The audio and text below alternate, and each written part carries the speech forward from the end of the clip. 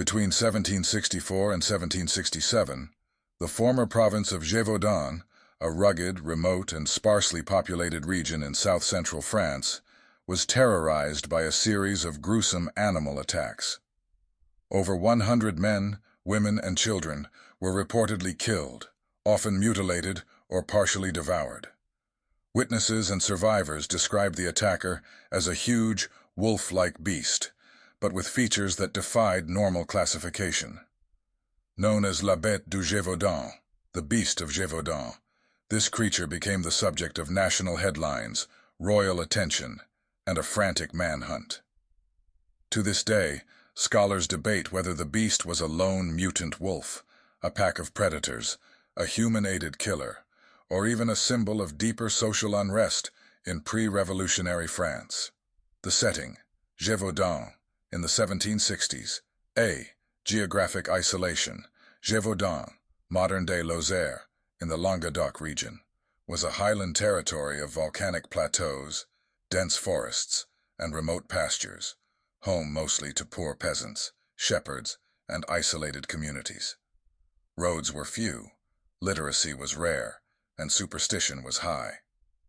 Wolves were common predators in 18th century France, especially in upland regions. Rural life was harsh. Famine, disease, and banditry were frequent fears. A series of wars and poor harvests had destabilized the local economy. This made Gévaudan ripe for collective fear and mythic interpretation, especially when something inexplicable began killing indiscriminately. The first attacks, June-October 1764. First victim. On June 30th, 1764, Jeanne Boulet, a 14-year-old shepherdess, was found mauled to death near the village of Les Houbacs. Witnesses claimed her body was partly eaten and her throat torn out, a pattern that would become tragically familiar. In the following months, more victims, often women and children, were killed near woods, fields, and isolated farm roads. In nearly every case, victims were attacked at the throat or head. Their bodies were partially consumed or mutilated. Many were decapitated or dismembered. Some survivors described the beast rising on its hind legs or displaying intelligent hunting behavior. By October 1764, dozens had died, and panic began to spread across Gévaudan. Descriptions of the beast eyewitness accounts were numerous, more than 100 separate descriptions over 3 years. Most agreed on several disturbing features. Size, as large as a calf or small horse color. Tawny or reddish fur with dark streaks along the back tail. Long, like a panther's, with a bushy tip. Head, some described it as wolf-like, others as more feline or monstrous behavior. Showed no fear of humans, often returned to attack groups' teeth and claws. Exceptionally large, capable of tearing bone. A few accounts even claimed the creature wore a kind of armor or hide, likely a misperception or possible exaggeration caused by trauma. National panic and royal involvement, 1765. By 1765, the death toll had reached over 60. The story of the beast reached Paris, and King Louis XV dispatched professional soldiers and royal huntsmen to assist. The Duhamel Campaign. Captain Jean-Baptiste Duhamel, a local dragoon commander, attempted to kill the beast using musketeers on horseback, armed peasants, and volunteer huntsmen, traps, and poisoned carcasses. Duhamel's campaign lasted months, but ultimately failed. He blamed bureaucratic sabotage and incompetence. The beast continued to kill, sometimes within miles of search parties. The royal gun-bearer, François Antoine. In June 1765, the king sent his own gun-bearer, François Antoine, with a battalion of 40 men. On September 21st, Antoine shot a massive wolf near Chazes.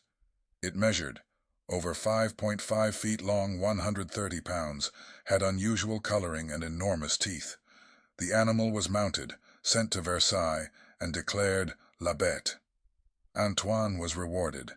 The king declared the matter closed, but the killings resumed just 2 months later. The second wave, late 1765 to 1767. With royal attention turned elsewhere, the attacks resumed. More children were killed, sometimes 2 or 3 at once. Witnesses insisted this was not the same animal Antoine had slain. Some began to believe there were multiple beasts. Theories emerged. A female beast and its offspring, a trained animal used by a human killer, a new mutation or hybrid predator. Public frustration grew, and local nobles began organizing private hunts. The end of the attacks, Jean Chastel, and the final kill, June 1767. A. The Chastel legend. On June 19, 1767, local farmer and hunter Jean Chastel, during a coordinated hunt in the forest of Montmouchet, shot and killed a large animal described as having red-gray fur, huge jaws, a stomach full of human remains. Unlike earlier kills, this time the attacks ceased permanently. Local legend claimed Chastel used silver bullets, but this is likely a 19th century embellishment. Church records suggest he was a skilled marksman and devout man. His kill was never examined in Paris. The corpse was buried or lost, and no autopsy was recorded. Theories. What was the beast? A. Known animal misidentified. Wolves. France had thousands of wolves in the 1700s. Rabid or unusually large wolves could behave erratically. But many zoologists argue that no single wolf could explain the duration, body count, or strange behavior. Wolf-dog hybrid crossbreeds can be large, unpredictable, and less fearful of humans. May account for some odd features and high aggression.